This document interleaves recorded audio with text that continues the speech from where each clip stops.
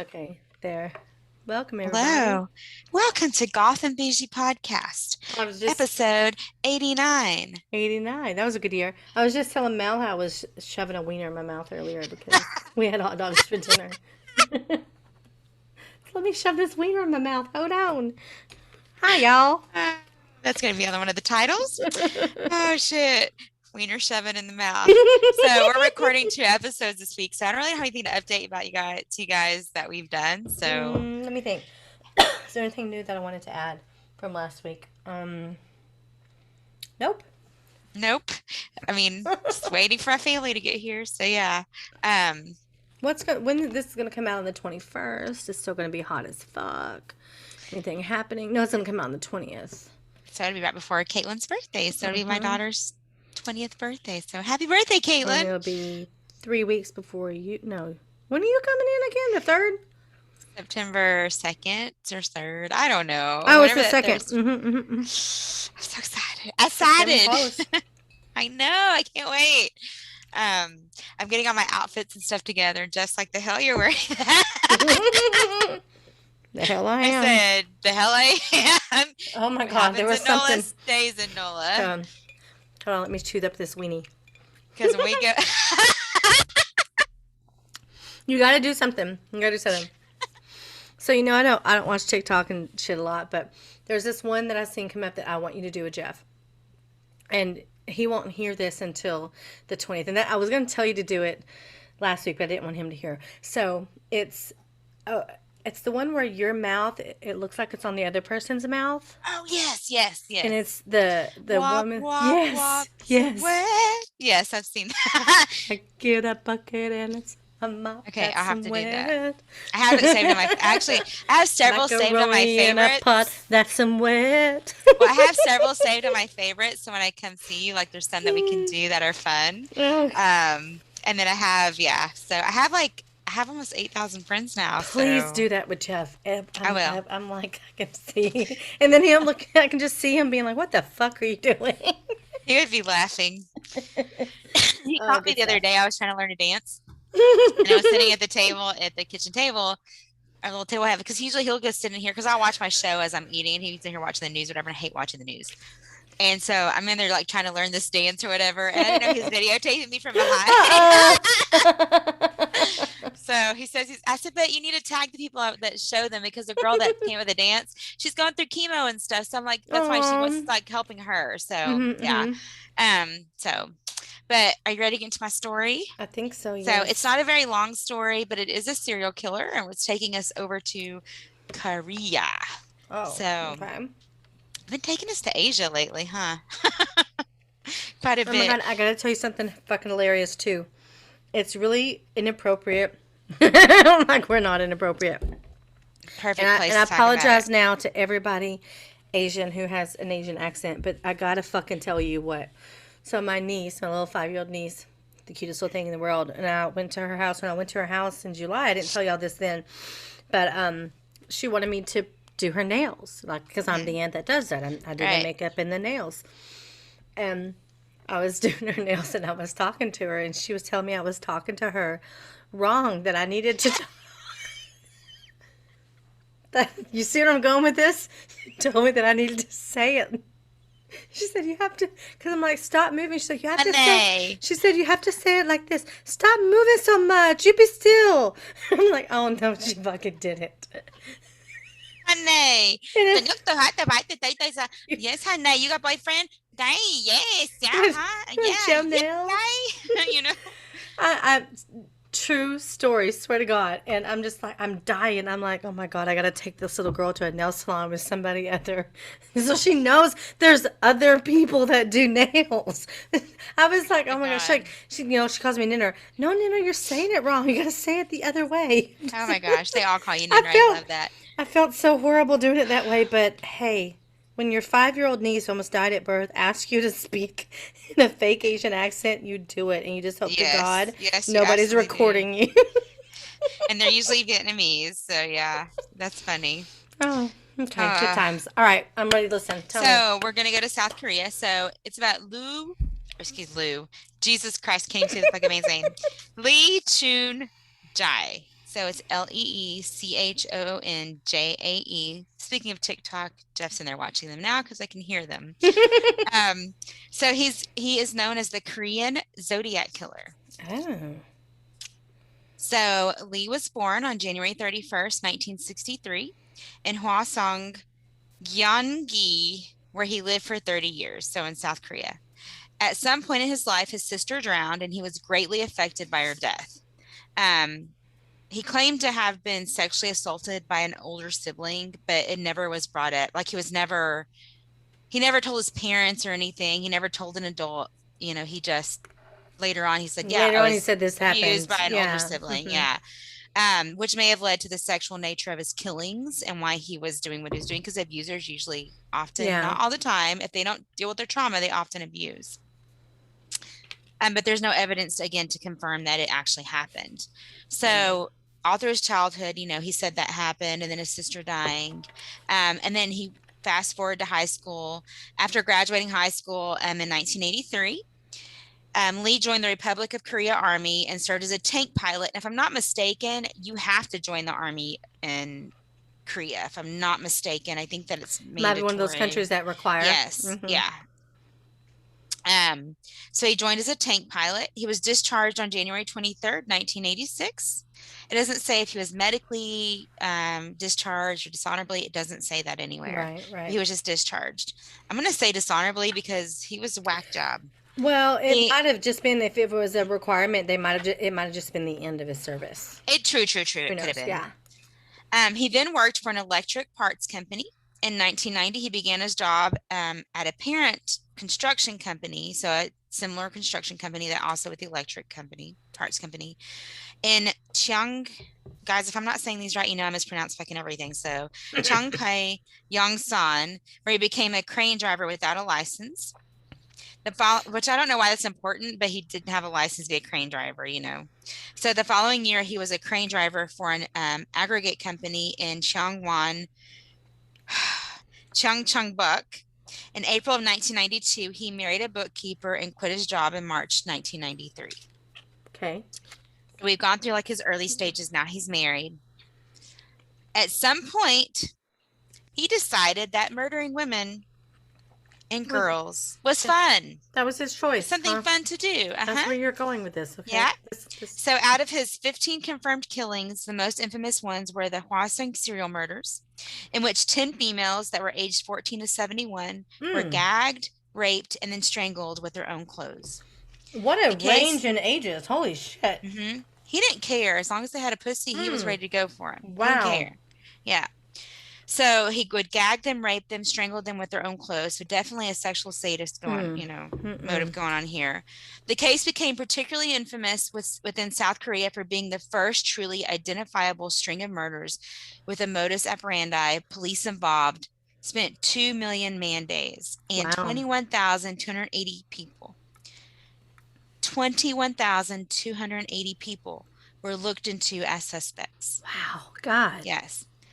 The few witnesses described what the killer looked like, and so a composite was released. And that's where I'm like, it's not funny, but I have Asian kids, guys, so don't take. But 21,280 people, and they have a composite. They don't all look the same. Come on now. They don't look the same. They look different. How can you not? Do you know what I'm saying? Yes. Anyways, y'all know where I'm going with this.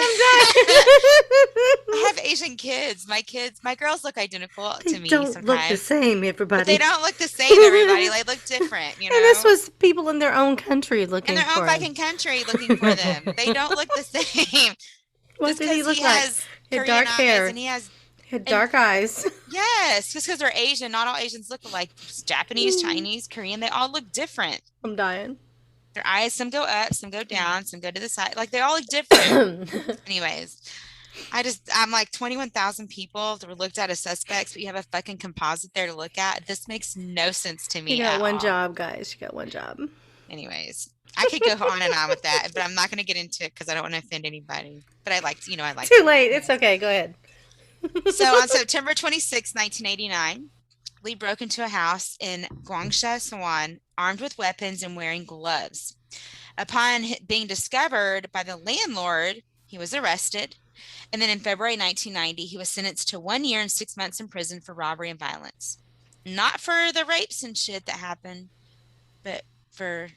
Right. They had this picture of a suspect, 21,000 people, and this man gets fucking arrested. For something Obviously, else. he didn't look like the fucking composite sketch that they had. Damn.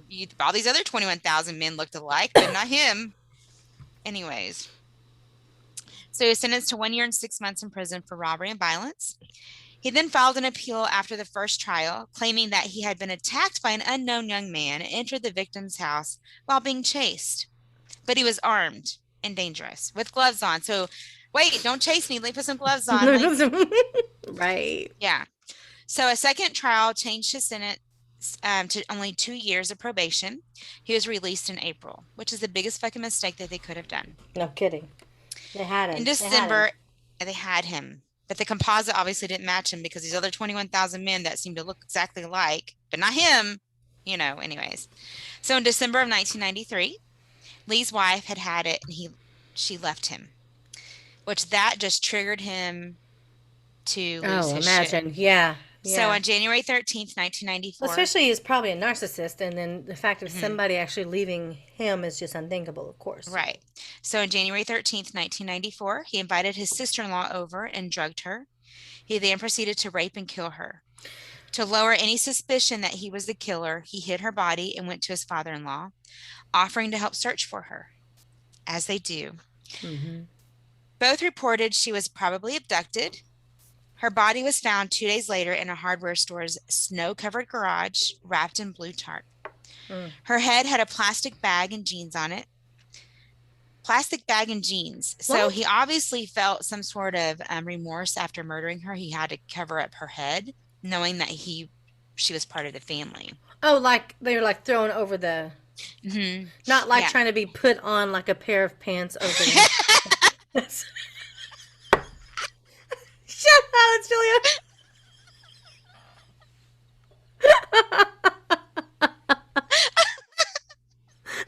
That's what I saw in my head. Where are her legs? Is that her head or her legs? Oh, man. This is why we are on improv comedy, guys. We say the stupidest shit. That's what I saw. It was like a head with a pair of pants. He had it. Like over them. Like that was some... I get it. I get it. The bag and the pants were just wrapped around her head. I got it. The pants, yeah, it was buttoned and zipped up.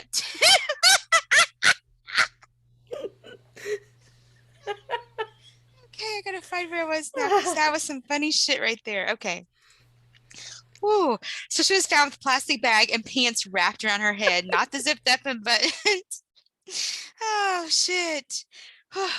Her hands were tied with torn underwear, which is the same as these other murders that had happened previously. The rest of her was covered with multiple items such as stockings and bag straps to keep her body all in one piece and her head together, on with the jeans. Stuff them in a pair of pants. Lee was arrested on January 18th, having raised suspicion that he did kill her when he kept asking, "How many years do you serve in prison for rape and murder?" Mm-hmm. He denied any involvement in his sister-in-law's death, and the court overturned his confession, stating that he had lied because of police brutality. Oh, what the fuck. However, he was convicted and sentenced to death in May. His conviction was upheld in September in 1995. The Supreme Court reviewed the case and reduced his sentence to life imprisonment with the possibility of parole after 20 years.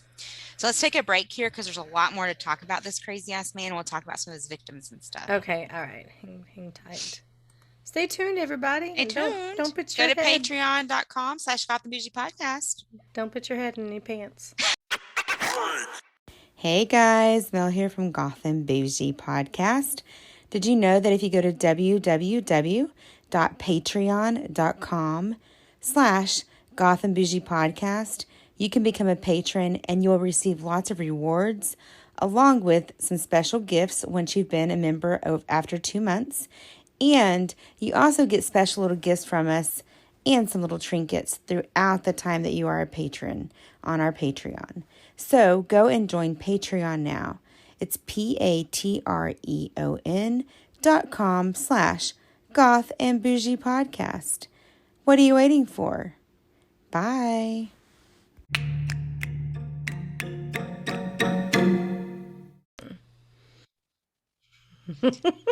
Oh my God, guys, we're just still laughing.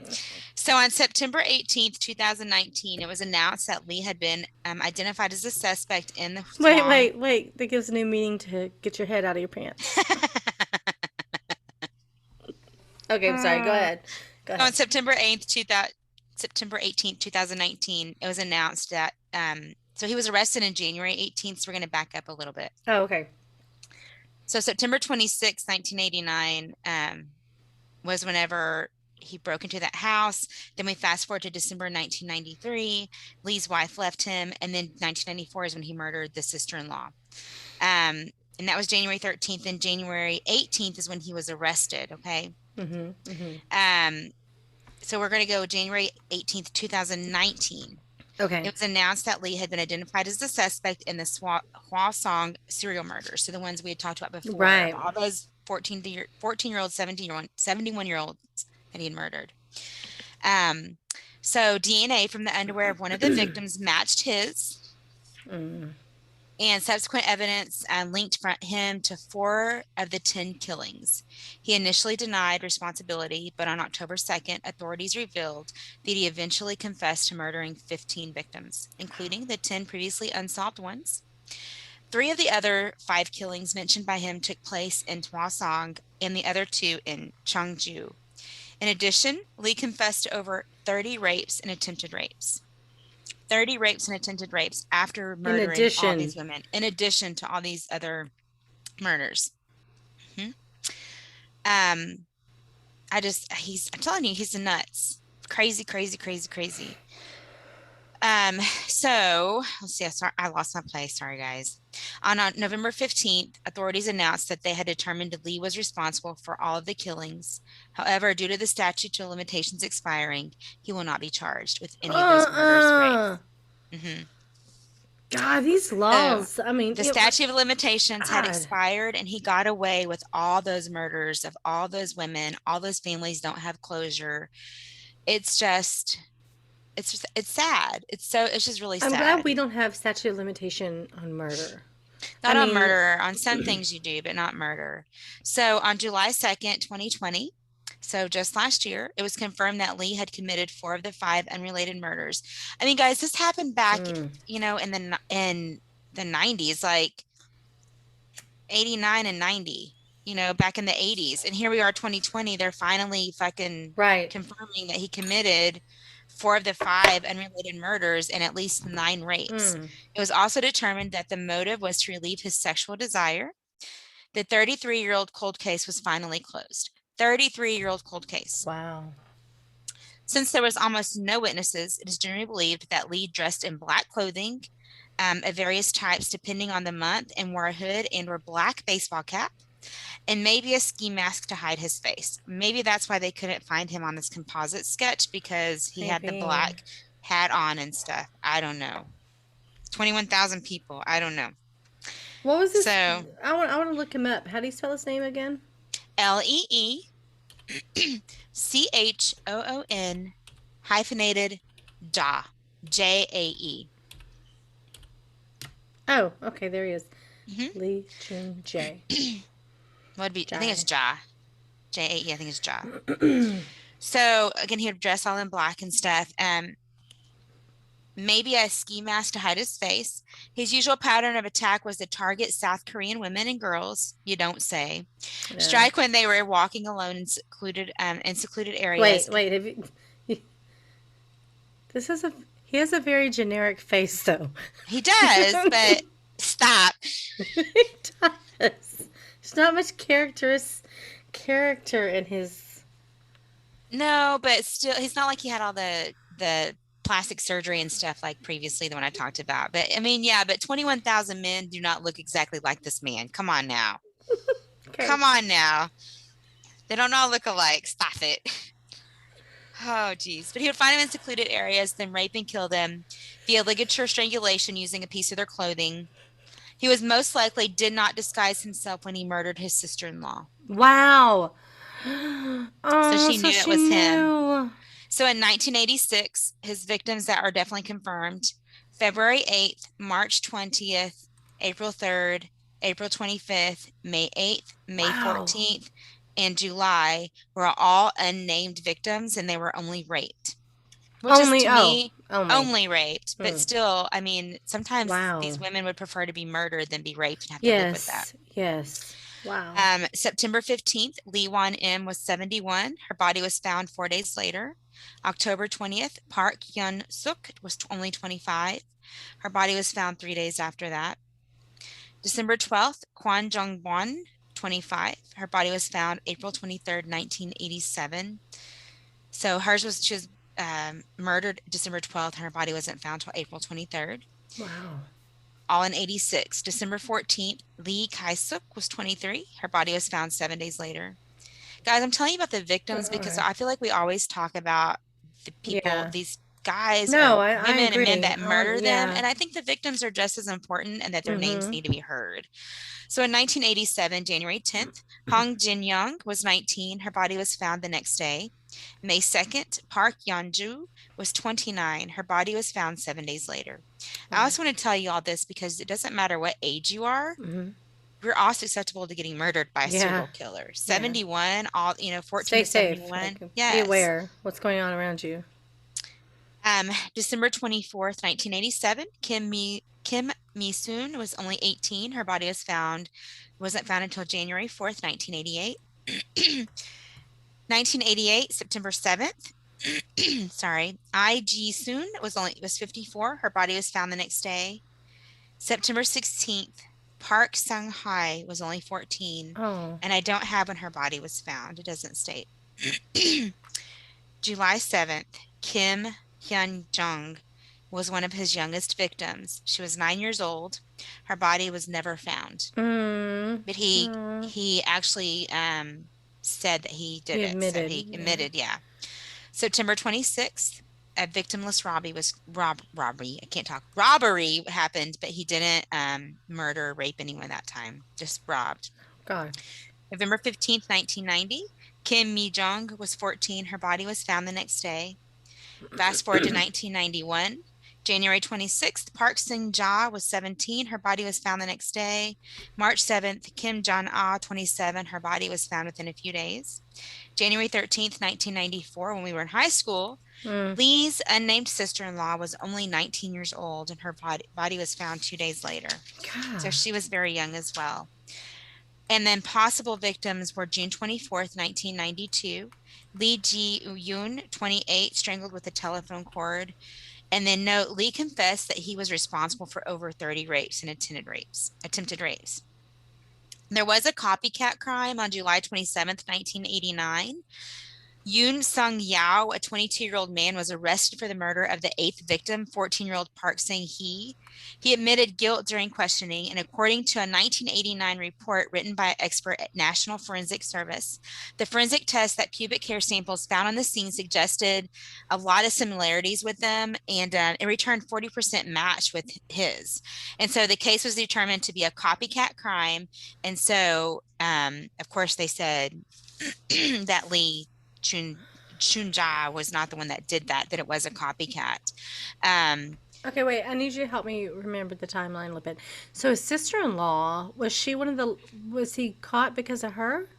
Or is she just... Yes, he was caught because of her. That's what basically made him get caught in 1994. That's what he was arrested for.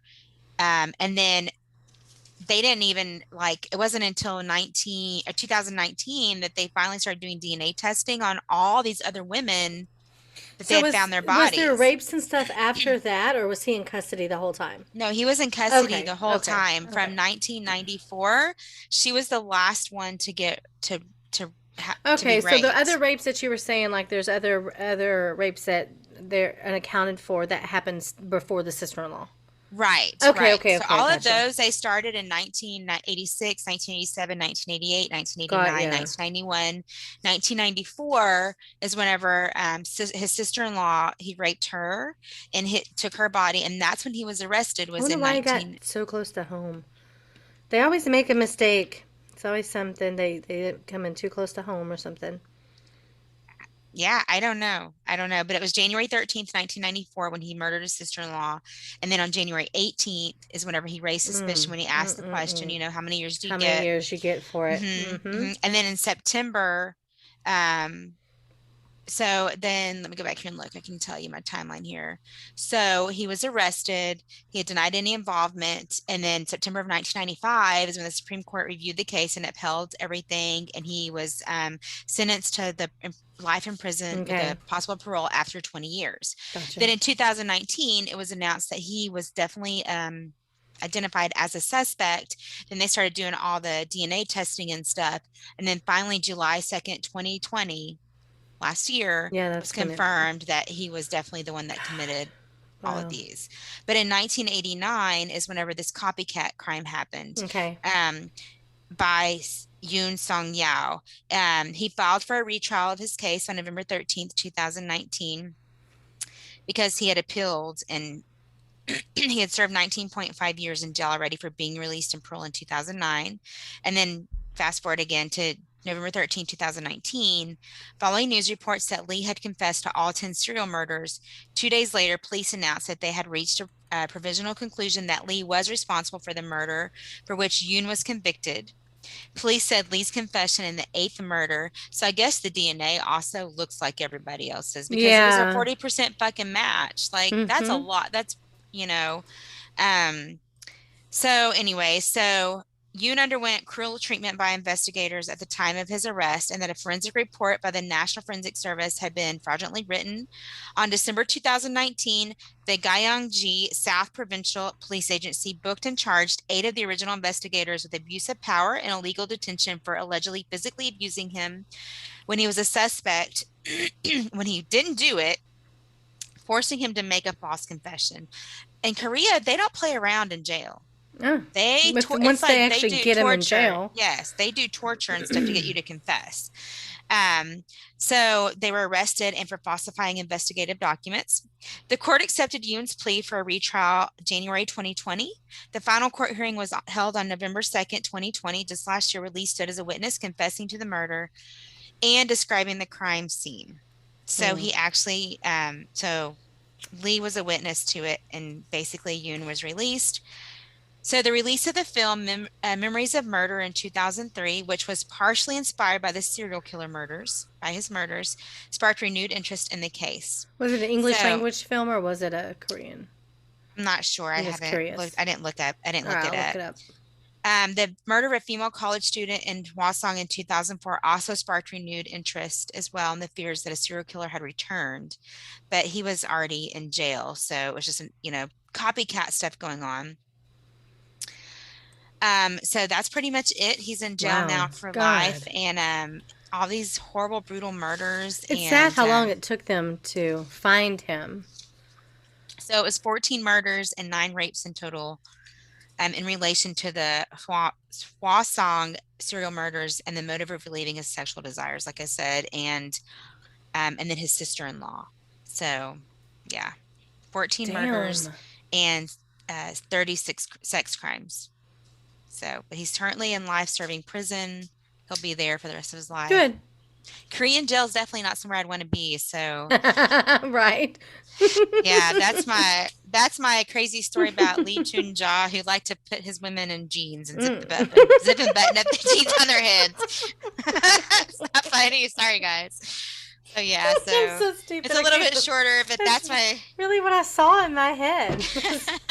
Crazy serial killer story. So we come back and record next time. Well, my mom and daughters would have been here to see my beautiful new state that I live in. Show? And it's your paranormal and my true crime. Ooh, exciting. Yes. And I'll almost be there with Belle, so we'll see.